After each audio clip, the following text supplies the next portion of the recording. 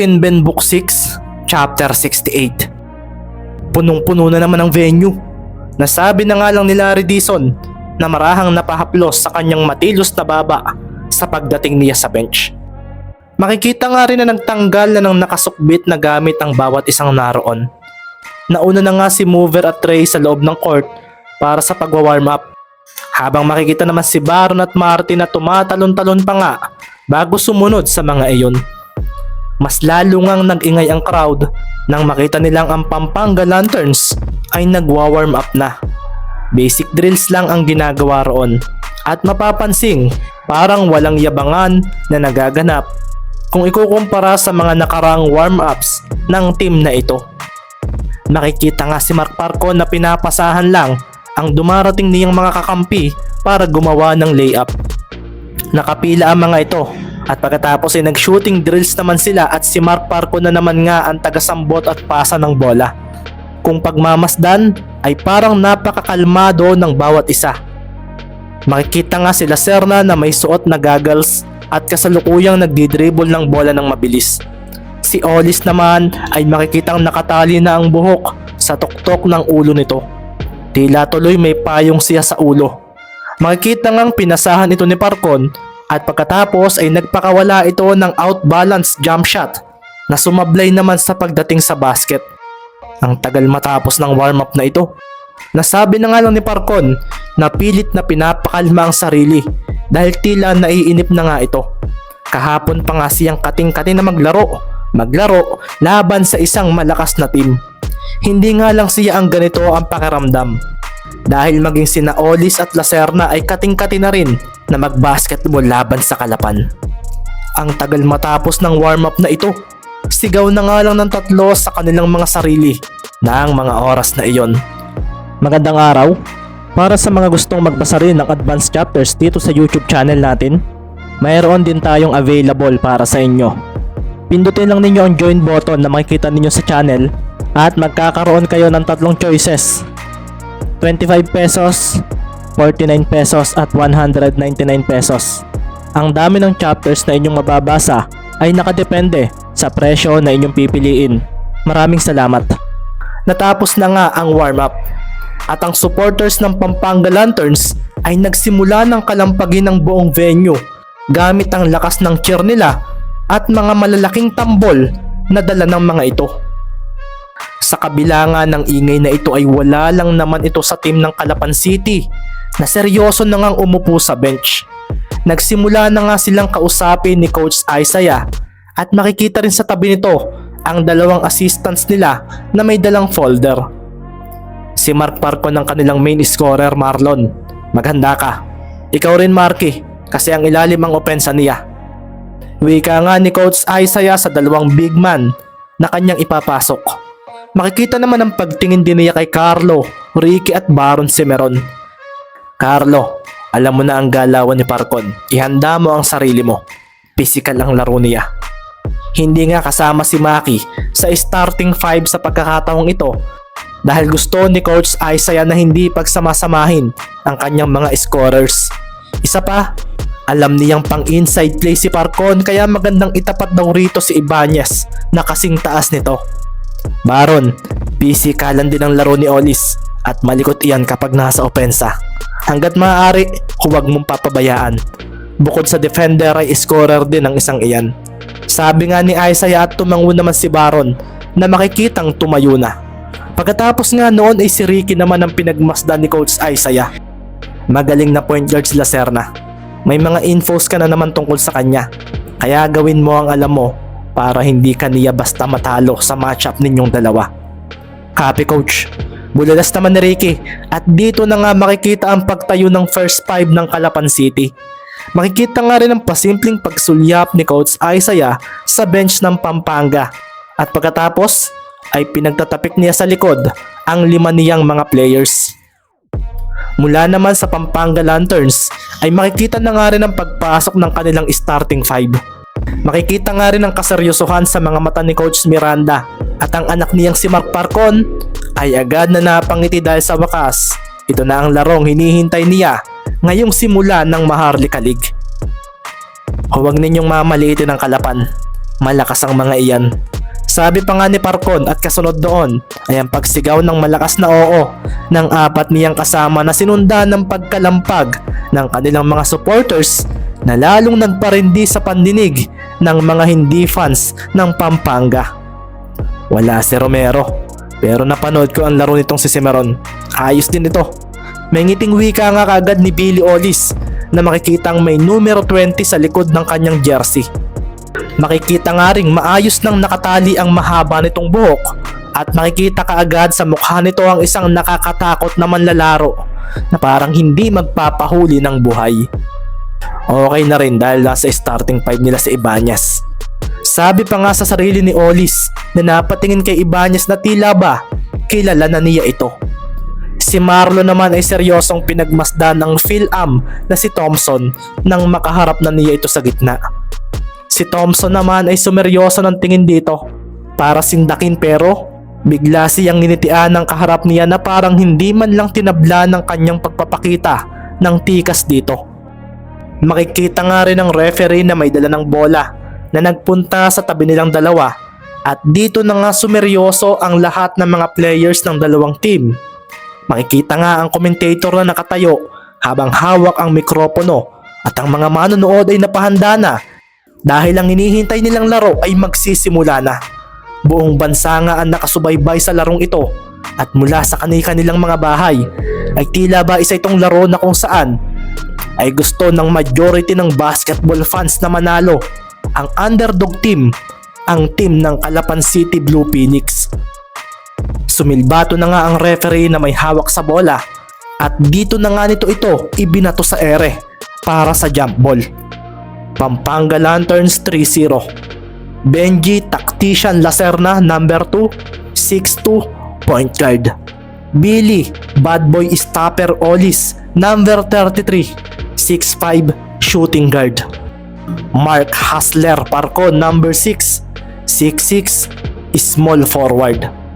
Kennedy Mical number 45, 6'8", power forward. Bryl Thompson number 21, 7-0, center.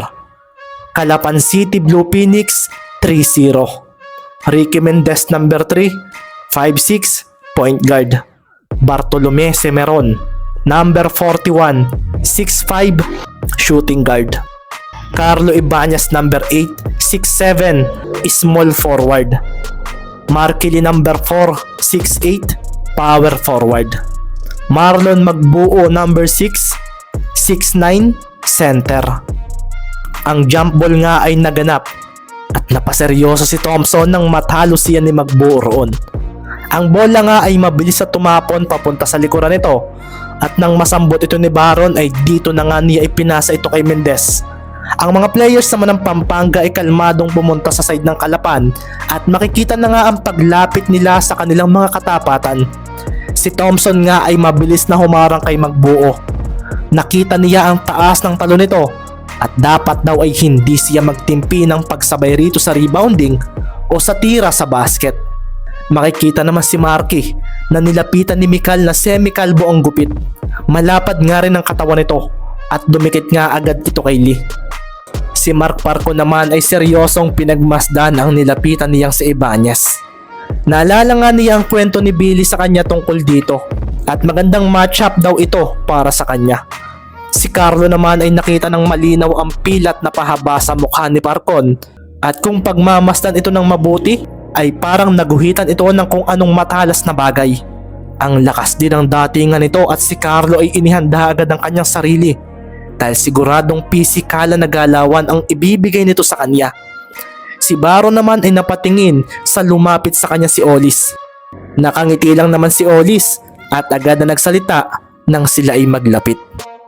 Magaling ang pinakita mo sa last game ninyo. Pwedeng maging ace player. Nakangiti ngang wika ni Olis. Papuri ba iyan? O sinasarkastiko mo lang ako? Tanong naman ni Baron na mabilis na tumingin sa pagdating ni Mendez na mabilis na hinarangan ni Lacerna. Isang pure point guard ang isang ito. Bihirang umiscore at madalas ay assist ang malaki sa kanya. Second best point guard ng liga, sabi nila. Sabi nga ni Ricky sa sarili na marahang napatingin sa pagtayo sa kanyang tapat nila Serna. Hindi gumagalaw ang mga paa nito kahit binigla niya ng abanting peke. Mas mabilis sa akin si Mendez. Sabi naman nila Serna sa isip na tiningnan sa mata si Mendez. Hindi nga siya nagpakita ng reaksyon bagkus ay ginamit lang niya ang kanyang pakiramdam. Ang kanyang experience laban sa mga magagaling na point guard. Ang kanyang experience laban sa mga magagaling na point guard ng Maharlika. Base sa kanyang info ay pare-pareho lang ng galaw ang mga ito para mang-intimidate ng katapat. Fake ang madalas daw gawin ng mga ito at dito nga siya magbabase sa kanyang karanasan bilang bantay. Palaging 50-50 chance ang pagdepensa, malusutan o madepensahan. Kaya kung malulusutan ako ni Mendez, ay talo ako sa chance na mayroon ako sa possession nilang ito. Dagdag pa nga nila Serna sa sarili at hindi nga siya gumalaw dahil si Mendez ay hindi pa naman daw siya nilalampasan. Si Ricky naman ay napatingin sa kanya mga kasamahan at dito na nga lumapit si Markely para magbigay ng screen sa kanya. Sa pagkaliwa nga niya ay dito na nga bumangga sila Serna sa player ng Kalapan at si Ricky naman ay mabilis na umabante nang si Mikal ang sumabay sa kanya. Naunahan nga niya ito pero habang papalapit siya sa basket ay nakatingin din siya ng pasimple sa mga players na nakapalibot sa kanya. Iniisip niya ngayon kung magbibigay siya ng extra pass dahil pwedeng biglang isa sa kalaban ay lumitaw sa tabi niya. Pwedeng si Parcon, pwede rin si Olis. Sabi nga ni Ricky sa sarili at sa pagdating niya sa harapan ng basket ay makikita nga na humarang sa kanya si Thompson. Walang Olis at Parcon na kalaban ang humabol sa kanya. Habang sila Serna naman ay nanatili sa tapat ni Lee. Kung ganoon, pupuntos na muna ako. Sabi nga ni Ricky sa sarili na bumigla ng iwas kay Thompson pakaliwa. Kasunod nga nito ay ang pagbibigay sa kanya ni Marlo ng screen at isang libreng layup nga ang kanyang nagawa bilang panimula sa laro. Paglapag nga ni Mendez ay mabilis namang nagtakbuhan ng mga players ng Pampanga sa side nila. Hinabol naman ito ng mga katapatan nila at makikita na nga lang si Mikal na siyang sumambot ng bola mula sa inbounder na si Thompson. Si Ricky naman na inaabangan sila Serna ay biglang dumikit sa kanya at dito na nga siya umabante pa. Tinalikuran niya bigla si Mendez at inatrasan. Nang makita naman ito ni Mikal ay agad niyang ibinato niya rito ang bola. Sa pagsambot naman nila Serna ay dito na nga napahanda si Mendez dahil ang lakas nga ng ginagawa sa kanya ng katapat niya. Nilabanan naman ito ni Mendez ng pwersa kaso bumigla ng galaw pakaliwa sila Serna at napahakbang na nga kaagad siya kaso isang pakagat lang pala iyon at makikita na nga lang ang point guard ng Pampanga na tumalon palayo. Ang ganda nga ng espasyo nito at makikita rin ang magandang pagtalo nito sa ere. Hindi ka pumupuntos madalas pero siguro tinatago lang niya ang kanyang opensa.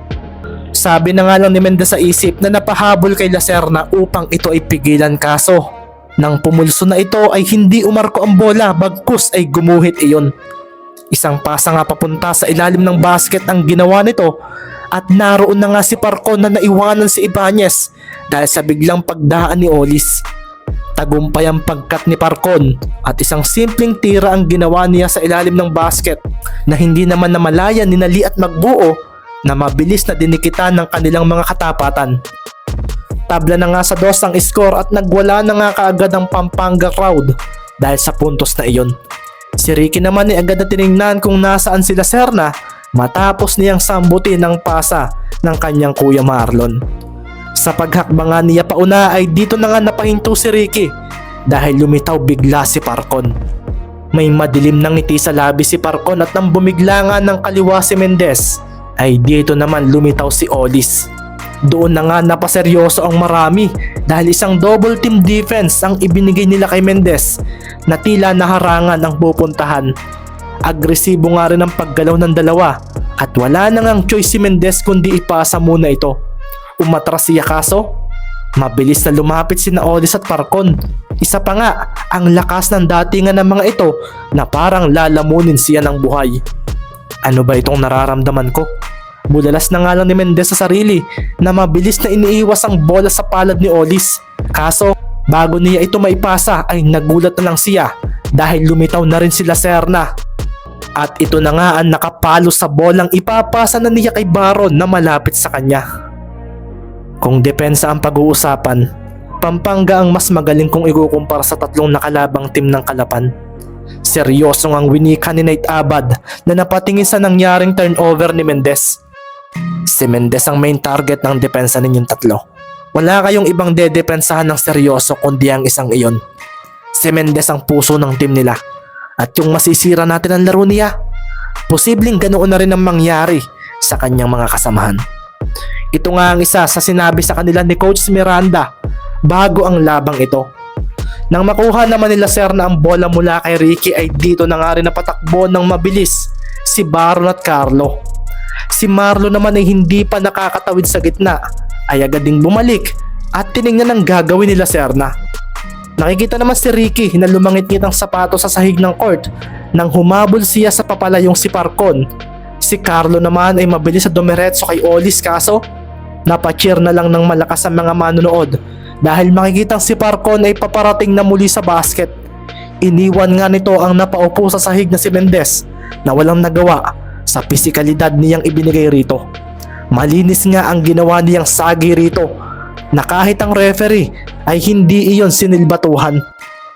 Napakuyom naman si Baron dahil ginawa na nga nila Serna ang isang extra pass. At sa pagsambot nga ni Parcon sa bola ay tumalon kaagad ito. Napasigaw naman si Baron na pinamalas ang kanyang mataas na pagtalon kaso nakita niya ang malademonyong tingin ni Parcon at makikita nga ang tayog ng isang palad nito na may hawak sa bola. May gigil ang dakma ni Parcon sa bola at sa pagdakdak niya ay doon na nga nagbanggaan ang katawan nilang dalawa ni Cimeron sa isa't isa habang nasa ere. Naramdaman agad ni Baron ang tigas ng banggaan nila at ang referee ay sumilbato naman kaagad para sa foul. Basket counted! Bulalas ng referee at makikita nga ang pagbaba ni Parcon sa harapan ng nakahiga sa sahig na si Cimeron. Isang stare down ang ginawa niya at pagkatapos noon ay naglakad na ito sa may free throw area para sa bonus shot. Kasunod nga rin ito ay ang pagkalampag ng Pampanga crowd dahil sa highlight play na iyon ni Mark Parcon na mas mataas pa ang tinalon kung ikukumpara sa lip ni Cimeron. Mukhang hindi ako pwedeng basta magpadikit sa kalaban. Baka mabugbog ang katawan ko sa balya nila. Nasabi naman nga ni Ricky sa sarili na makikitang tumayo na. Tumayo na nga rin si Baron at makikitang nagdidilim ang paningin niya. Marahan nga rin siyang napahaplo sa kanyang tagiliran. Sira ulo ang Parcon na ito. Mahina naman niyang winika at dito na nga siya naglakad papunta sa likuran upang pumwesto roon sa tabi ni Olis na pasimpleng napatingin sa kanya. Pinakawala na nga ni Parcon ng bola kaso nagmintis ang bonus shot niya at dito naman makikita ang mabilis sa pagtalo ni Magbuo para i-secure ang rebound. Subalit mula sa likuran nito ay pinalo pa nga ito ni Mikal na naging dahilan upang umangat muli iyon pataas.